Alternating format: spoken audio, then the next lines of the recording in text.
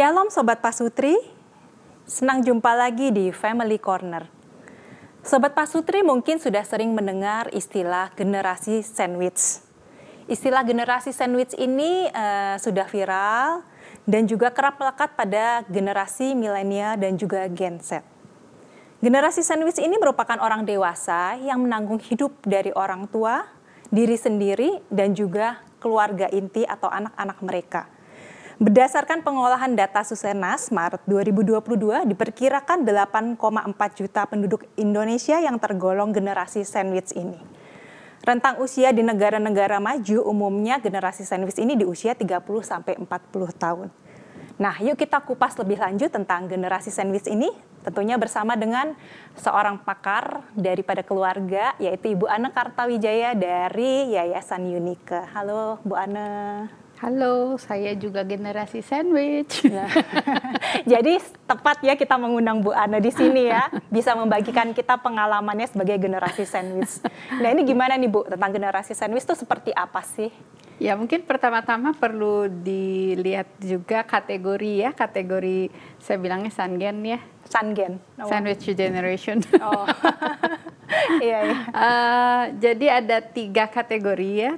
Yang pertama tradisional ya. Sekitar 30-50 umurnya.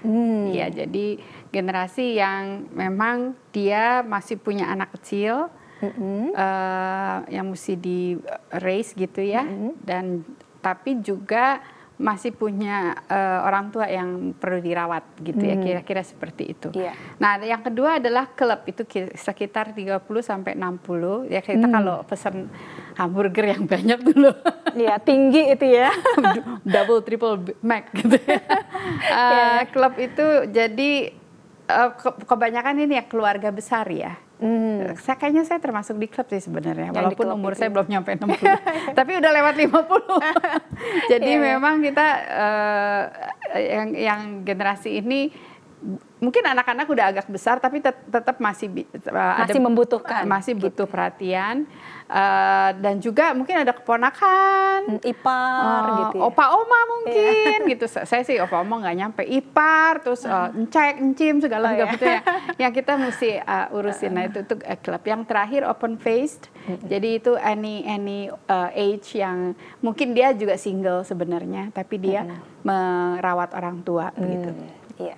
Jadi itu kategorinya seperti itu. Tadi pertanyaannya apa, lupa? Nah iya, kalau generasi sandwich kan semakin kesini tuh semakin banyak keluhan, kok makin terjepit ya? Baik secara finansial maupun relasi, karena kan tuntutan zaman, juga perkembangan teknologi ya, itu mereka semakin merasa kesulitan gitu. Oke. Jadi memang generasi sandwich ini kita ngerasain tuh, yang kita rasakan tuh beban ya. Beban gitu ya, beban bukan hanya finansial sih sebenarnya ya, apalagi kalau kita punya orang tua udah butuh banyak hal-hal medical yang bukan hanya masalah biaya pengobatan, tapi juga tuh ya kalau ngerawat orang tua tuh kita kayak naik jet coaster, tau nggak? Oh ya. Naik turun, pas turunnya terus ya, jadi ada tarik menarik gitu ya. Nah, salah satu yang mungkin menjadi khususnya untuk orang-orang Kristen ya, kita punya bebannya begini nih. Kita pingin menjadi anak yang uhau, ya. Jadi kita nggak mau menyia-nyiakan orang tua begitu ya. Tapi waktu kita menjadi anak yang uhau, kadang-kadang kita ngerasa kita neglect, mengabaikan anak. Iya. Atau sebaliknya nih. Kita mau bertanggung jawab terhadap pekerjaan, kan biasanya generasi sandwich masih produktif ya, mau pekerjaan, pelayanan di gereja gitu kan ya, terus anak, kita mau bertanggung jawab untuk hal itu, tapi satu pihak kita ngerasa kita neglect orang tua begitu kan. Nah kedua juga gimana jadi pasangan yang setia nih, kadang-kadang kan ya waktu kita ngerawat orang tua atau misalnya punya anak, misalnya sebagai perempuan ya, kita perhatian kita penuh untuk anak, untuk orang tua. Tapi satu pihak kan ada suami yang mesti diperhatikan gitu. Jadi terasa terabaikan yang itu satu. Betul, dan nggak sedikit loh yang bercerai gara-gara itu, karena dia nggak menyangka bahwa waktu menikah itu satu paket. Dapatnya banyak ya. Menikah emang cuma buat satu orang? Enggak, dibuat kami sederet. Iya, Jadi iya. juga ya begitu, satu pihak juga mau menjadi orang tua yang bertanggung jawab untuk anak-anak kan. Iya. Jadi itu ada tarik-menarik itu tuh. Yang realita yang ada ya, yang harus kita hadapi. Dan generasi sandwich kan gini, kita kalau tinggal dengan orang tua kita sendiri aja juga udah sulit ya. Pasti ada perbedaan pendapat. Apalagi kalau tinggal dengan mertua gitu atau dengan ipar. Nah ini bagaimana cara menjalin relasi gitu sebagai generasi sandwich itu? Mungkin pertama yang saya mau bahas juga tadi yang tentang, maksudnya tekanan-tekanan itu pasti ada gitu, karena banyak gitu loh yang mesti diurusin tuh banyak gitu ya. Nah jadi yang pertama tips yang paling gampang lah ya, kita perlu prioritas. Waktu kita mau prioritas pasti ada yang di-cut. Nah itu perlu bijaksana untuk nge-cut.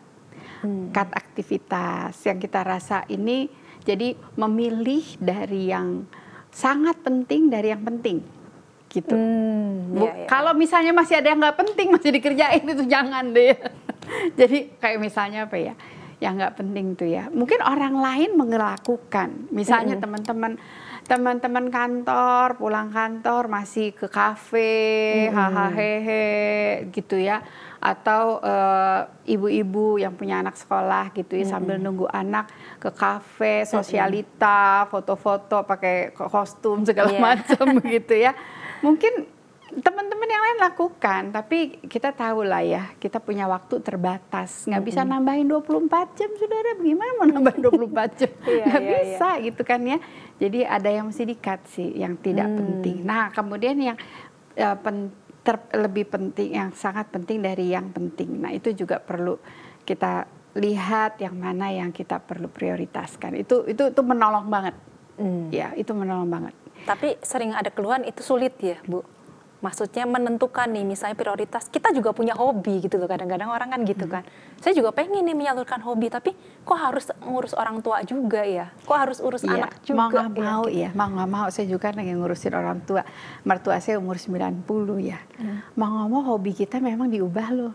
Gitu ya, jadi hobinya bisa berubah? Kok, bisa, hobi bisa diubah. Ya, bukan nggak mungkin, bisa kok hobinya bisa diubah. Yang tadinya misalnya apa yang kita lakukan sendirian gitu ya, ya kita bisa hobi jalan-jalan ke taman sama mertua. Oh gitu ya jadinya. Iya. Atau hobi apa nih, ngobrol lah sama mertua gitu kan ya.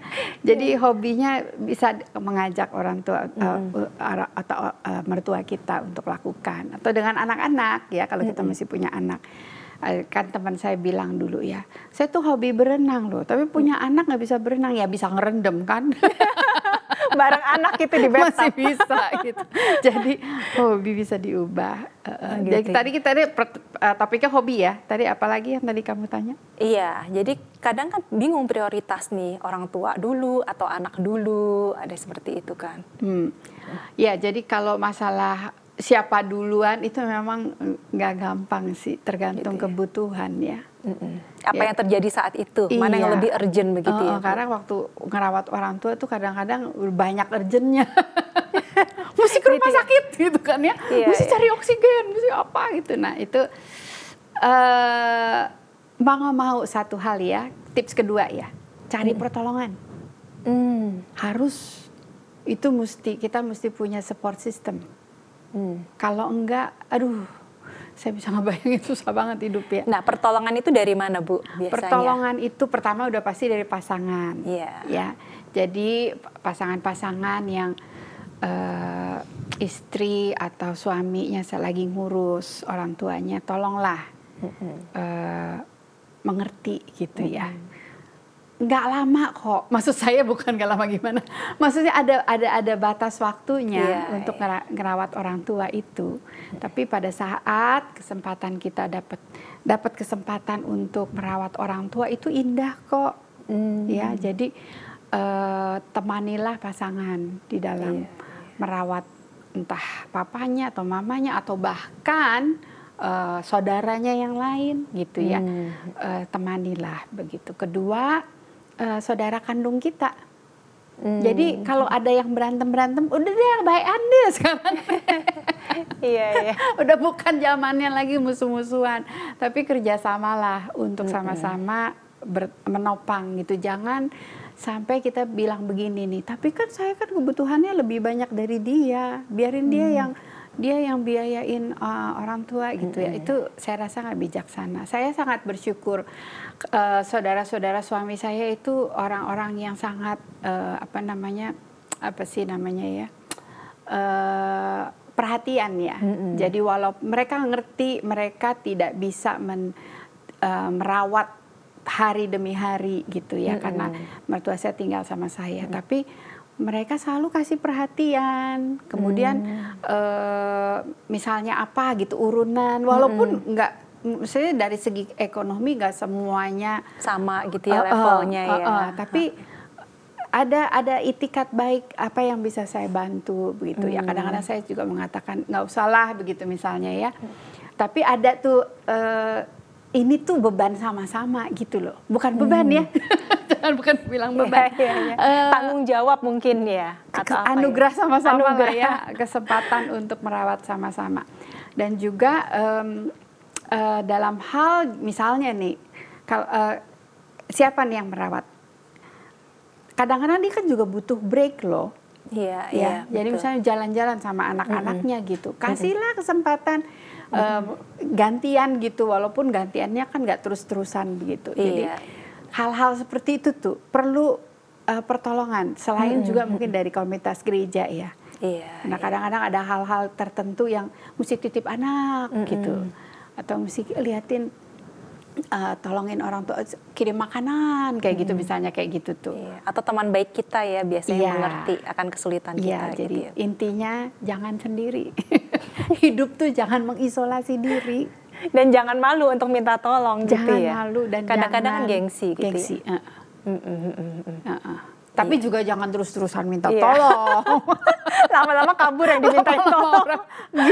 Bentar-bentar minta bantuan. Jadi kayak aji mumpung gitu ya. Jadi kalau terus-terusan. Saya pakai istilah cuka lah. Cuka. Cukup terbuka. Oh. Ya, jadi dengan kebutuhan ini tips ketiganya ya. Tips ketiganya, kita perlu banyak memberikan informasi kepada support system kita. Itu pasangan atau siblings gitu ya. Memberikan informasi suka dukanya, jangan dukanya doang. Jangan cerita susahnya aja. Sukanya juga ceritakan foto, kirim fotonya. Ini mama lagi gini atau bagaimana. Jadi itu sangat membantu sih. Cukup terbuka itu mencakup hal apa saja Bu Ana? Jadi maksudnya cukup terbuka itu mencakup beberapa hal ya. Jadi kita perlu cari tahu juga ya. Jadi cuka cari tahu, kayak tahu gejrot ya. Oh, iya. Ada cukanya. Cuka cari tahu tentang hal-hal yang penting gitu ya dari orang tua yang kita rawat begitu. Nah, jadi perlu terbuka dengan pasangan. Kalau kita punya anak yang udah dewasa, kita juga perlu terbuka dengan mereka. Kita juga perlu terbuka dengan saudara kandung gitu, sehingga tidak terjadi kesalahpahaman. Ya, jadi cakupannya apa yang kita perlu tahu, misalnya hal-hal yang berkaitan dengan financial, keuangan gitu ya. Kadang-kadang kalau kita tidak tahu begitu ya, ternyata mungkin orang tua kita punya utang, kita nggak tahu, ya. Nah itu perlu sekali. Ya kalau kita jadi orang tua, kita perlu kasih tahu anak-anak kita juga ya. Iya, jangan sampai nanti kaget tiba-tiba utang sekian ditagih gitu. Iya, kitanya udah nggak ada, anak-anak cucu kita yang setengah mati mesti bayarin utang gitu kan ya. Nah terus kedua juga masalah simpanan tuh ya. Kan pernah ada kejadian ya, udah meninggal gitu ya. Ternyata nggak ada yang tahu password dari rekening besinya atau apanya. Iya, deposit. Nah itu perlu diberesin kalau kita udah mulai tua ya, kita mesti beresin. Dan kalau orang tua kita juga udah mulai tua, kita juga mesti beresin gitu ya. Bagaimana atas nama siapa dan sebagainya. Misalnya gitu asuransi ya. juga ya Bu ya. Nah warisan juga kita perlu rapihkan, jangan sampai setelah meninggal berantem kakak adik gitu karena nggak mengerti. Mungkin bukan karena kadang-kadang bukan karena maruk, apa sih namanya maruk? serakah gitu ya.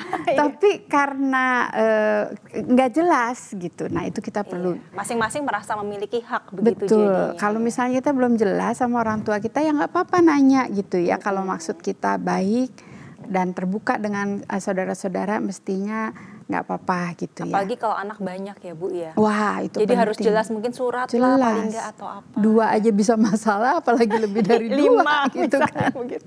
Iya. Terus juga masalah hukum ya, yang mungkin masih ada yang perlu diselesaikan. Keputusan medis itu juga penting tuh, keputusan medis.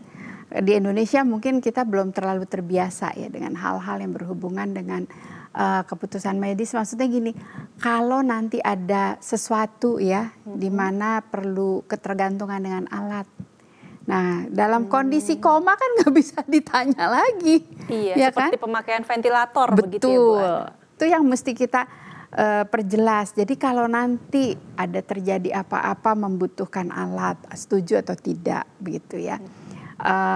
Nah itu kalau di Amerika sih tanda tangan notaris tuh kayak gitu. Jadi waktu terjadi apa-apa itu bisa dibuka. Demikian juga di susteran saya lihat begitu tuh waktu kakak kami mengalami aneurisma dan koma, kemudian suster bilang udah kakak suami saya udah bilang dia tidak mau dibantu alat. Jadi biar lepas begitu aja natural. Nah itu perlu ada kepastian. Termasuk itu juga nggak Bu Ana, nanti saat meninggal apakah dikubur ataukah dikremasi? Ya itu juga perlu sih ya, khususnya kalau ada perbedaan agama tuh. Ya jadi misalnya sebagian besar anak-anak Buddha, sebagian besar Kristen gitu ya. Nah itu perlu tuh. Jadi mau bagaimana gitu supaya kan ya. Supaya bingung ya waktu meninggal. Biasanya kalau udah meninggal kita lagi sedih, mikirin yang ini, mikirin itu, jadi pusing kan ya. Gitu. Tapi kalau kita udah siapin semuanya, karena kan sebenarnya kita meninggal tuh ya kan cuman pulang ke rumah ya. Ke rumah Bapak. Jadi yang ya kalau kita mau pergi aja ya kita kan beres-beres dulu gitu ya. Jadi itu juga perlu beres-beres dulu. Tapi mungkin anak-anak kadang takut ya mau tanya ke orang tua. Ya. Tapi kalau hubungan baik ya. Kayak saya sebenarnya saya juga ajak mama sebenarnya pengen tadinya mau dikremasi karena nggak mau menyusahkan anak-anak gitu ya. Tapi kebetulan suami saya bantuin orang terus jadi beli itu ya tanah pemakaman. Gitu. Jadi kami ajak mama. Jadi mama nanti di sini ya, saya di sebelah mama ya. Kalau meninggalnya di situ. Iya. Jadi buat orang tua juga itu udah tenang hatinya. Jadi dia udah tahu oh nanti kalau saya meninggal petinya bagaimana. Kan peti juga mama udah udah nabung gitu ya di Tabita. Jadi udah jelas petinya apa pemakaman bagaimana, dia juga tenang hatinya. Iya, sekarang gitu. menolong tuh yang seperti Tabita kan ada iuran. Iya, gitu ya. iya. Karena biaya kan mahal sekali nih Bu sekarang. Betul. Dengan adanya Tabita itu menolong ya kita udah nabungin sehingga nanti waktu meninggal tidak menyusahkan yang lain gitu ya. Kalau kita yang merawat mama papa atau siapapun, kita juga menolong saudara-saudara yang lain yang nggak pusing gitu ya. Tapi kalau kitanya sendiri nih kita juga perlu menyiapkan itu tuh supaya kita nggak meninggalkan warisan kesusahan kepada anak-anak gitu. Kepada anak-anak kita yang adalah generation sandwich gitu kan. Nantinya juga anak-anak kita bakal jadi generasi yang terjepit itu gitu ya. Betul. Jadi mungkin anak yang terdekat mungkin boleh bertanya ya ke boleh. orang tua. Kan mungkin nggak semua anak juga dekat mau nanya sungkan ya. Ya kalau sampai nggak ini menjadi sesuatu yang sensitif ya jangan. Iya. Ya apa boleh buat. Tapi penting sih Bu, seperti yang ventilator tadi kan sering sekali kejadian. Perbaiki relasi dulu dah. Cari waktu yang tepat, jangan lagi itu terus nanya, wah, atau kasih tunjuk tanah kuburan. Kamu mau saya mati? Iya. Kacau ya. Nah kemudian cara dan kebutuhan perawatan. Kalau kita sebagai yang merawat gitu ya, kan salah satu isu generation sandwich kita kayak terbeban begitu kan ya. Tapi kalau kita bisa berbagi gitu ya, bukan artinya kita mengeluh loh, bukan.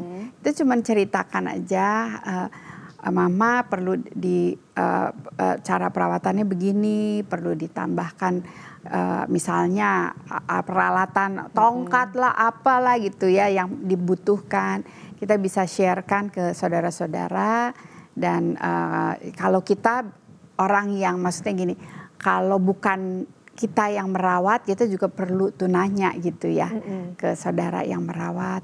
Apa yang kebutuhannya apa diperlukan, atau lihat gitu ya. Saya lihat kakak-kakak saya begitu tuh, kalau datang mereka amati, terus kemudian nanti mereka bawain apa, atau kalau misalnya dia tahu kebutuhan yang besar, terus menawarkan perlu kita bisa sharing atau enggak, misalnya urunan untuk biaya suster, perawat, misalnya kayak gitu. Itu sangat menolong sih kalau kita bisa berbagi gitu. Dan kita sebagai orang yang sudah mulai tua ya, ya mau nggak mau kita harus menjadi orang yang dibantu. Kadang-kadang ada orang tua tuh yang bikin udah perlu dibantu tapi nggak mau dibantu, itu tuh bikin pusing. Betul. Mungkin pikirannya tidak mau menyusahkan anak ya sebenarnya. Atau ya mungkin ya saya pikir salah satunya juga kita butuh kerendahan hati untuk menjadi tua. Misalnya kita udah tahu nih ya, maksudnya sering jatuh gitu ya, butuh ada yang merawat gitu, butuh ada yang nemenin. Kadang-kadang ada orang tua tertentu yang nggak mau tuh. Iya betul. nggak mau emang risih sih ya, ada orang lain ya. Tapi kan kalau jatuh tambah bikin pusing lagi. Sedangkan gitu. anak nggak bisa dampingin terus-menerus. Betul. Ya. Dan mereka kan juga nggak bisa membiarkan kalau mamanya, papanya kenapa-napa gitu kan, hatinya juga kasihan gitu. Jadi memang ya masing-masing ya, baik generation sandwich itu sendiri maupun yang pihak dari yang tua ya, anak-anak mah kita masih nggak bisa ngomongin ya. Ngomong di sini ya anak-anak tahu diri. Jadi saling istilah orang Jakarta mah saling nauin gitu ya. Iya betul. Tapi ada juga yang keluarga gini Bu, misalnya yang tadi kayak seperti Bu Ana bilang, kebetulan Bu Ana punya yang tanggung jawab bisa sama-sama, anugerah sama-sama. Tapi kan ada juga keluarga-keluarga yang tidak gitu loh. Jadi ya diserahkan aja ke mana, tidak mau tahu. Apalagi gitu. kalau punya anak cuma satu ya. Iya. Makanya punya anak banyak ya. Begitu Bu. Kesian kalau satu. Punya anak banyak aja kadang-kadang kan yang maksudnya ya jadi anak uhau itu cuma 2 misalnya dari 5 anak. Ada kan kasus-kasus yang seperti itu. Iya sih. Ya memang dalam hal ini kalau seandainya masih bisa kita prepare ya, bagi yang masih muda-muda nih ya, mungkin kita nggak kebayang loh, bener-bener loh. Gitu. Waktu kita baru menikah nggak kebayang bahwa kita bakal kejepit jadi sandwich gitu, nggak kebayang. Dulu kan kita cuman ya menikah senang, sepertinya happy, hanya memikirkan keluarga inti saja ya. Dan gitu waktu punya anak ada mama, ada bisa titip anak, makin tua kita mesti rawatin mereka gitu kan. Betul. Jadi mesti siap-siap. Nah ini kalau dalam hal ini nih, waktu memasuki pernikahan, sebelum bahkan, perlu nggak sih ada komunikasi hal ini nih, misalnya? Gitu. Kadang-kadang nggak kebayang sih. Nggak kebayang ya. Cuman kalau kita sekarang mengajarkan nih kepada generasi yang muda, seharusnya mungkin mulai perlu membayangkan. Supaya nggak kaget gitu ya. Iya, persiapan yang saya maksudkan tadi, misalnya persiapan keuangan ya. Jadi kenapa kita tuh waktu kita masih muda, kita tuh jangan terlalu ngejor konsumtif gitu ya. Kehidupan konsumtif tuh jangan gitu. Karena ke depan tuh kita nggak pernah memikirkan bahwa ternyata banyak orang yang membutuhkan saudara-saudara kita gitu. Kita nggak pernah kebayang itu mungkin. Mungkin 5 tahun pernikahan belum ya Bu, masih santai. Pikiran gitu kita ya. cuman gimana dengan pasangan dan anak gitu ya. Nggak taunya ini butuh tahun dibantu, ke-10. itu butuh dibantu. Terus kita pusing gitu kan ya. Kalau nggak ada yang bantu bagaimana? Jadi gaya hidup konsumtif jangan dihentikan segera. Ya, tas berapa duit, misalnya yang merek-merek, baju-baju saya bermerek loh, merek Unique. Kalau red banyak, banyak ya, semuanya gratis. Kaos. Jadi Itu satu, jangan punya gaya hidup konsumtif, mesti nabung. Juga mungkin mesti ada planning tuh ya. Saya sih share ini sebenarnya mestinya suami saya sih ya yang ngerti. Tapi saya lihat cara dia mengatur dari pertama menikah, dia juga bicara dengan saya soal bagaimana keuangan bersama, tanggung jawab saya sebagai istri untuk keuangan. Kemudian dia tabung tuh. Dia nabung untuk juga pendidikan anak gitu ya. Dia ikut asuransi atau apa begitu, asuransi untuk pendidikan anak. Kemudian juga menabung untuk hal-hal yang memang jadi gaya hidup kita tuh nggak boleh full dengan apa yang kita punya gitu.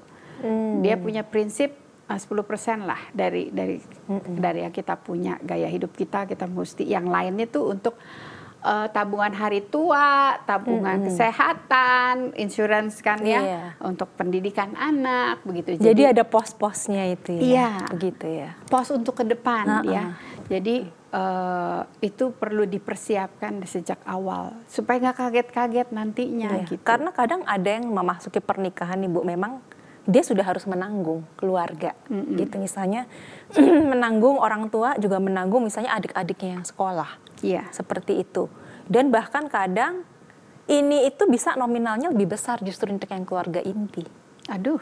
Bisa ada ya, walaupun mungkin sedikit gitu, tapi maksudnya bisa aja terjadi dia adik kelima yang harus dia biayain, sedangkan dia anak pertama gitu, ya kan pasti lebih biaya yang besar gitu.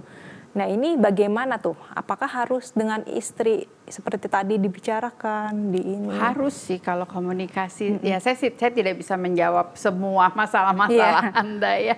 Mesti satu-satu dilihat. Tapi intinya adalah komunikasi dan juga cari jalan keluar sama-sama. Kadang-kadang gini nih, kadang-kadang kita pikir jalan keluar A, B, C, D. Tapi sebenarnya ada option F, G, H, I, Y gitu. Nah, option-optionnya itu yang kita butuh hikmat dari Tuhan. Kita butuh bicara dengan saudara-saudara.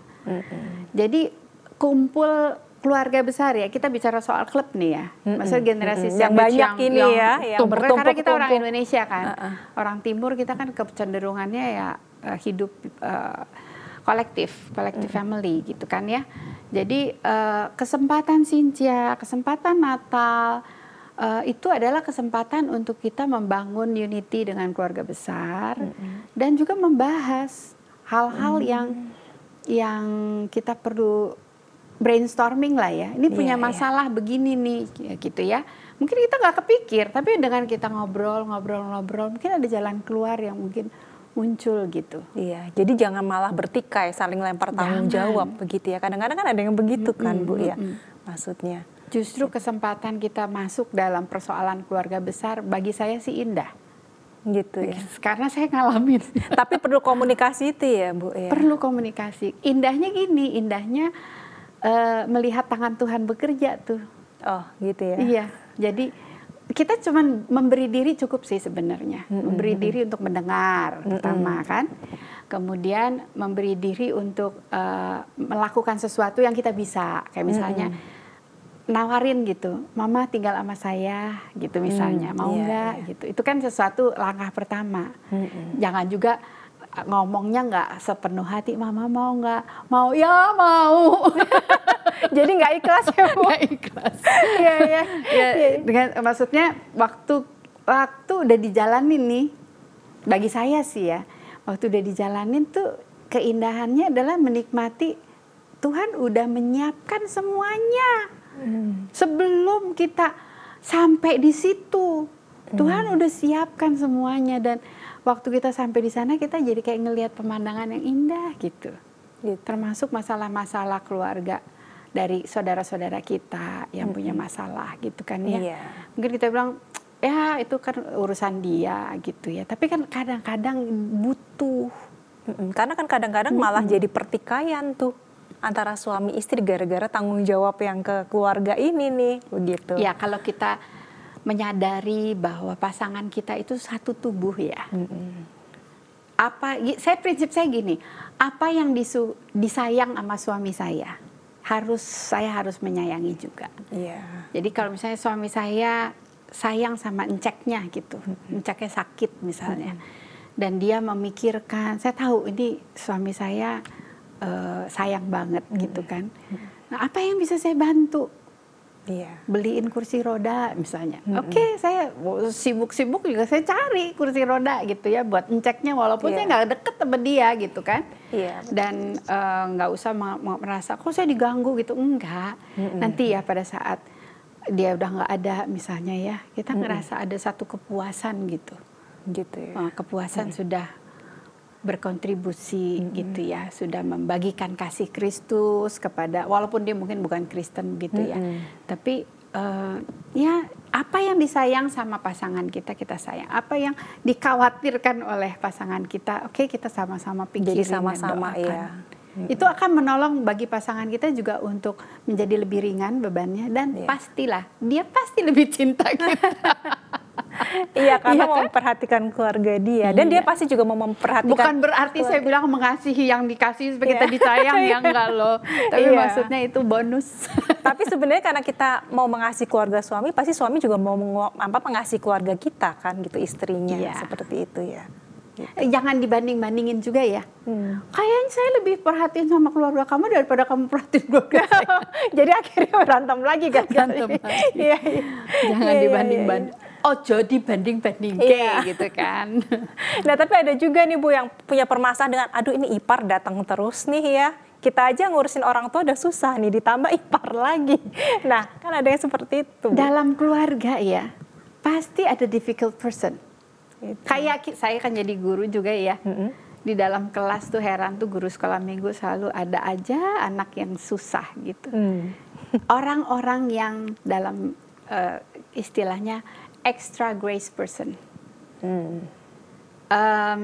Saya kadang-kadang saya renung-renung gitu ya, Tuhan kenapa sih? Saya sampai bilang sama, barusan saya ngomong Pak Paul, saya tuh kayak lagi pasang spray Pak. Narik sini ke situ copot, tarik sini. Oh gitu. Jadi kok kayaknya keluarga nggak habis-habis gitu, nggak beres-beres. Saya juga 7 bersaudara kan. Yang ini udah beres, yang ini bermasalah. Ini beres, yang ini bermasalah. Gantian aja gitu kan ya. Tapi saya melihat, terus saya renung-renungkan, saya melihat ya itu untuk membuat kamu tidak menjadi sombong dan melupakan Tuhan. Dengan masalah-masalah yang begitu begitu banyak dalam keluarga besarmu, kamu akan semakin bersandar padaku, terus berseru padaku. Kalau semuanya baik gitu ya, kita kan jadi sombong gitu ya, aman ya. Oh, saya nggak ada masalah. Saya rasa itu yang Tuhan ajarkan sih kepada saya untuk lebih bersandar pada Tuhan. Dan malah makin kuat mungkin ya. Terus ini kadang-kadang kan bukan cuma hal itu aja, tapi kadang ada hutang juga gitu kan, yang mungkin di dalam keluarga generasi sandwich ini nih, begitu. Langsung sakit perut ya. Aduh, iya, betul. Apalagi kalau yang hutang itu bukan hutang kita ya, tapi kita mesti bayar. Iya. Dan repotnya lagi kalau orang tersebut udah tahu hutang tapi masih terus berhutang. Iya.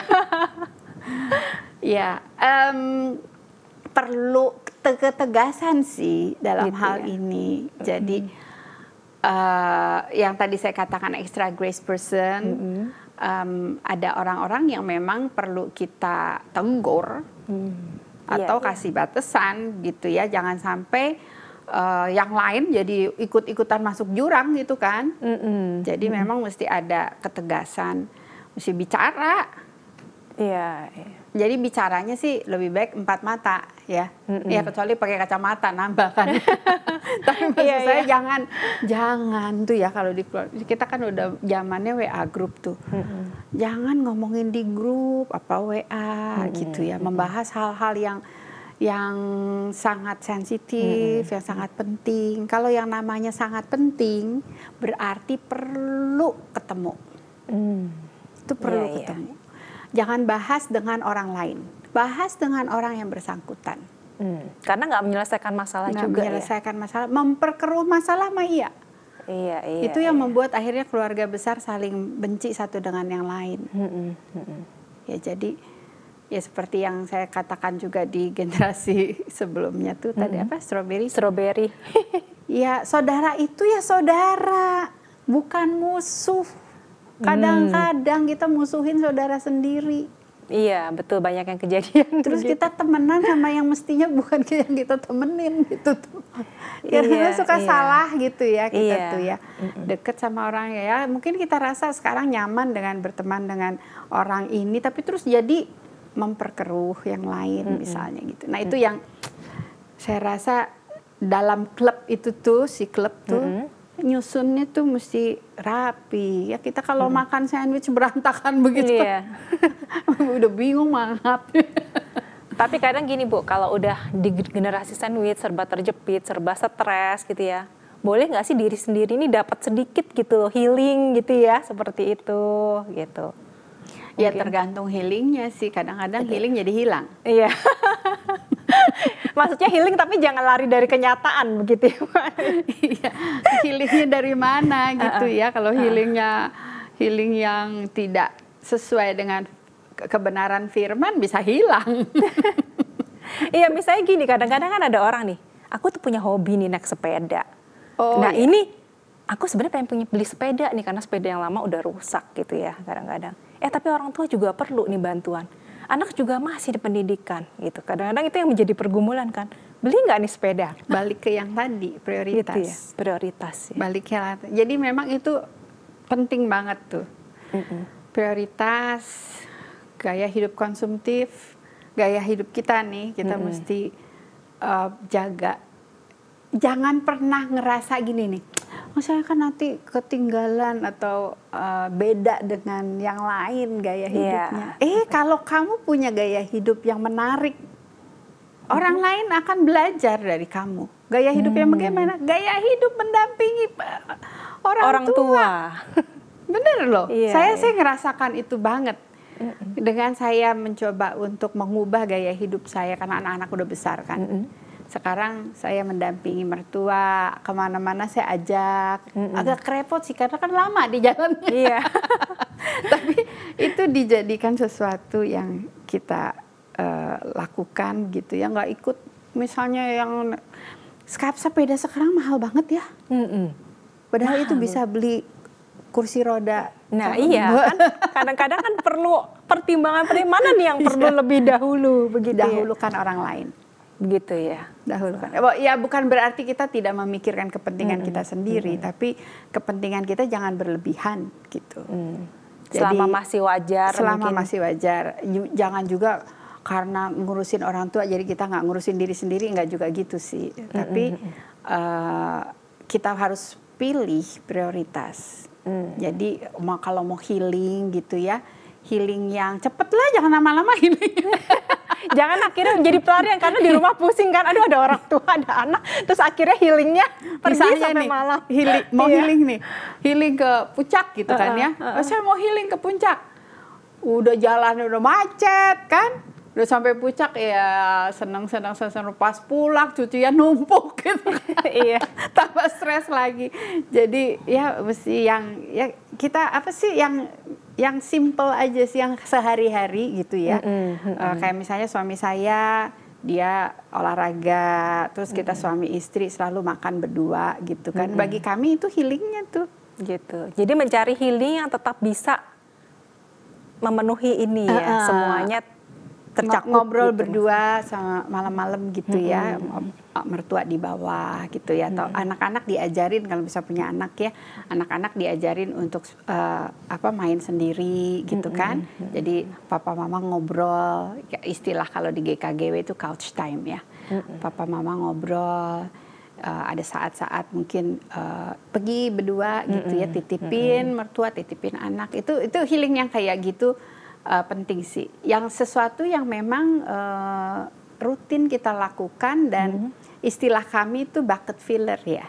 Jadi kalau ember tuh kosongan ya, tapi kita perlu isi kan. Nah kita bisa menjadi ember yang mengisi ember lain kalau kita sendiri penuh gitu kan. Kalau kita kosong, apa yang kita mau kasih? Diginin bunyi kita malah memerlukan diisi. Gitu ya. Jadi kita perlu charge ourselves. ya, Gitu saat ya. teduh yang terus dirutinkan. Sesuatu yang seperti itulah. Hobi kamu apa yang simple dan sederhana, jangan mahal-mahal. Kalau hobi mahal-mahal bikin stres baru. Iya betul.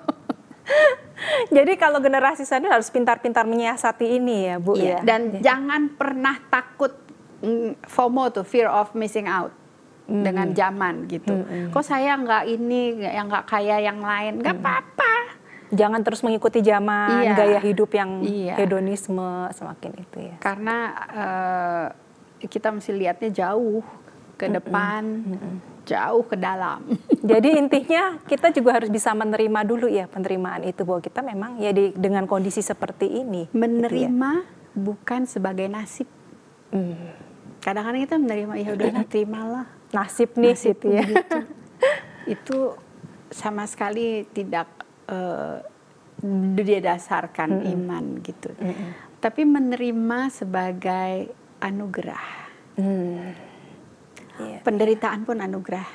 Iya, iya, iya. Kesusahan juga anugerah. Anugerah apa? Anugerah untuk melihat Tuhan bekerja. Iya, Anugerah untuk merasakan kadang-kadangnya, Iya. merasakan kesusahan orang lain. Satu hal ya, kenapa saya bilang ini sebuah anugerah. Misalnya saya menjadi mantu ya, jadi mantu tinggal sama mertua, bagi saya itu anugerah. Saya baru tahu setelah apa? Setelah saya jadi mertua. Oh. Saya menyadari setelah jadi mertua, walaupun baru sebentar dan saya nggak tinggal sama-sama dengan mantu saya, tapi saya melihat menjadi mantu tinggal sama mertua itu adalah sekolah bagi saya. Sekolah untuk pembentukan diri saya, sekolah untuk belajar rendah hati, sekolah untuk bisa, terus terang ya, sebelum saya tinggal sama mertua, saya tuh nggak bisa berkomunikasi dengan orang lanjut usia. Bingung kalau ketemu, aduh mau ngomong apa ya, gitu ya, jadi lebih menghindar gitu. Tapi setelah saya beberapa tahun ya, nggak langsung, setelah berapa tahun tinggal sama mertua, saya jadi bisa tuh ngobrol. Dan juga aspek-aspek kemantuan dari mantu saya jadi lebih memahami gitu. Dan setelah saya jadi mertua, saya juga lebih memahami mertua saya. Saya tuh punya teman ya, mungkin sekali boleh diajak ke sini. Luar biasa loh. Dia punya anak 3. Tinggal sama mertua, tinggal sama orang tuanya. Jadi mertuanya tuh masih suami istri. Jadi ada 3 lansia dan 3 balita. Udah gitu satu hari datang lagi adiknya papinya atau gimana gitu. Jadi 4 lansia. Waduh. Luar biasa, dan dia homeschooling. Oh gitu, jadi anak-anak harus dia yang ngajar sendiri. Luar biasa loh. Tapi Iya, saya ngelihat itu nggak semua orang dapat kesempatan seperti itu kan. Iya. Dia pasti mempunyai dimensi-dimensi kehidupan yang kaya. Iya. Dan anak-anaknya lihat, anak-anaknya belajar. Ada satu cerita ya, nggak tahu deh ini berlebihan nggak? Kalau nggak salah itu buku cerita anak-anak. Saya ketemu di perpustakaan anak-anak waktu itu saya ketemu. Namanya Doko atau Doho ya. Jadi cerita tentang sepasang suami istri tinggal sama, dia punya anak kecil, dan dia juga ngerawat orang tua. Nah suatu kali dia kan kerja gitu ya, terus anaknya sama orang tuanya. Jadi kalau nggak salah kakeknya gitu ya, kakeknya yang ngerawatin. Suatu kali dia pulang kebakaran rumahnya. Karena si kakeknya ini melakukan kesalahan lah sehingga kebakar. Nah yang di akhir jadi si istrinya ini kan jadi papa dari suaminya, marah-marah kan, kamu mesti singkirkan gitu. Papa kamu ini udah tua sekali dan nggak bisa tinggal lagi sama kita gitu. Terus ya udah, terus akhirnya karena ditekan sama istri, akhirnya dia bawa papanya pakai keranjang gitu ya. Terus dimasukin papanya ke dalam keranjang, dia mau bawa ke kuil, mau ditaruh di kuil begitu. Ini kalau nggak salah buku Jepang kalau nggak salah. Nah terus pagi-pagi dia taruh papanya di keranjang itu. Iya. Terus anaknya nanya, papa mau dibawa kemana gitu. Terus iya, opanya mau papa taruh di kuil gitu. Terus waktu papanya jalan, anaknya manggil-manggil, papa sini. Kenapa? Jangan lupa keranjangnya dibawa pulang lagi katanya. Oh. Kenapa? Nanti buat bapak, saya bawa papa kalau udah tua. Ya, ini pelajaran ya. Iya, itu ceritanya sih simple, tetapi anak-anak lihat. Iya, betul. Sikap kita, cara kita bicara, bagaimana kita memperlakukan orang tua kita. Iya. Anak kita akan memperlakukan hal yang sama. Dan jangan lupa loh, firman Tuhan, hormatilah orang tuamu. Iya, Itu betul. tidak boleh dilupakan. Iya. Jangan sampai kita mempunyai hal-hal yang lebih penting daripada itu dan kita merupakan. Iya. Dan menganggap, banyak sekarang orang Kristen yang punya pikiran begini nih, kan orang tua kita adalah mereka yang seiman gitu, yang mengikuti perintah Tuhan gitu kan ya. Nah kebetulan mungkin orang tuanya nggak seiman atau tidak, bukan murid Kristus, terus orang tuanya disia-siakan. Iya, iya. Nah itu jangan sampai ada di jemaat ini seperti itu. Bertobatlah. Iya. Iya, betul sekali Bu Ana. Jadi kalau anak-anak tuh selalu melihat kita ya, bagaimana dan nantinya dan kita yang Tuhan lebih ngelihat kita. Iya. Walaupun kita tidak bisa melihat Tuhan, tapi Tuhan melihat kita, itu ya. Oke Bu Ana, apa ada closing statement untuk kita, Sobat Pasutri? Yang pertama yang saya mau ingatkan kepada Pasutri semua bahwa menjadi generasi sandwich itu bukan beban, tetapi anugerah. Ya, bukan beban, tapi anugerah. Tuhan sudah menyediakan banyak hal yang mungkin berat untuk kita jalani, tetapi bukan tidak mungkin bersama-sama dengan Tuhan. Dan yang kedua, kita juga harus ingat bahwa kita akan menjadi tua. Ya. Dan suatu saat kita juga harus bergantung pada orang lain. Suatu saat kita juga kehilangan kekuatan dan membutuhkan orang lain untuk merawat kita. Jadi dalam saat ini kita bisa merawat orang lain, itu adalah sesuatu yang indah sebenarnya. Oke Sobat Pasutri, kalau merasa Family Corner ini bisa menjadi berkat, jangan lupa like, share, dan subscribe. Bu Ana bisa mendoakan kita semua? Oke, mari kita berdoa. Tuhan, kami bersyukur karena ketika Tuhan memberikan kami hidup, Tuhan juga memberikan kami tuntunan. Tuhan sudah berbicara, Tuhan sudah memberikan hukum-hukum-Mu supaya untuk kami taati, menghormati ayah ibu, dan juga mendidik anak-anak di dalam Tuhan. Tuhan tolong, kadang-kadang kami merasa too much, terlalu banyak yang harus kami kerjakan, yang harus kami pertanggungjawabkan, yang harus kami urus. Tapi Tuhan, kami mohon biarlah Tuhan memberikan kekuatan. Kalau Tuhan mengizinkan kami menanggung semua ini, kami tahu ada hal-hal yang surprising yang Tuhan akan tunjukkan kepada kami di depan. Berilah kepada kami iman bahwa Tuhan tidak pernah meninggalkan kami. Dan tolong supaya kalau kami kekurangan kasih, kami kekurangan kesabaran, kami kekurangan semangat, mohon Roh Kudus berikan itu kepada kami semua. Di dalam nama Tuhan Yesus kami berdoa. Amin. Amin. Thank you Bu Ana.